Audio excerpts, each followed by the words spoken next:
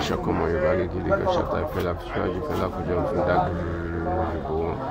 Awareness Yorùbá Nation ó dìde padà ní Agege èyí 28 of August 2024. Awareness Yorùbá ó ti bẹ̀rẹ̀ jíjí gbogbo ẹ̀yin tẹ́tí rò pé bí Yorùbá Nation ti kú, Yorùbá Nation àgbò wa tó fẹ̀yìn ó nà túnra mú ni. Yorùbá Nation movement ó bẹ̀rẹ̀ awareness òun lẹ́rìn lọ́wọ́ ẹ̀.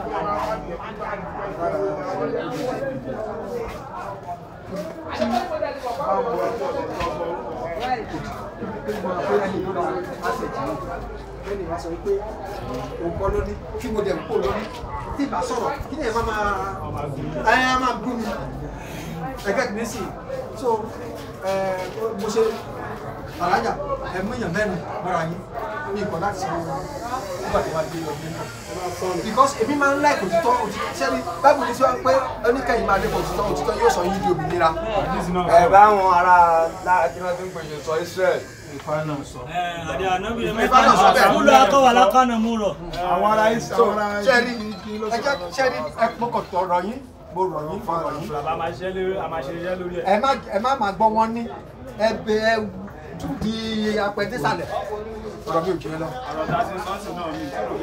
Ọ̀rọ̀ tó ń sọ́lẹ̀ gan, èmi wò pé bẹ́ẹ̀ gan ló yẹ ká lọ ọ̀rọ̀ tó ń sọ́lẹ̀ nípa pé wọ́n ń lọ sí ọ̀dọ̀ bàbá wọn ṣe bá kan yẹn.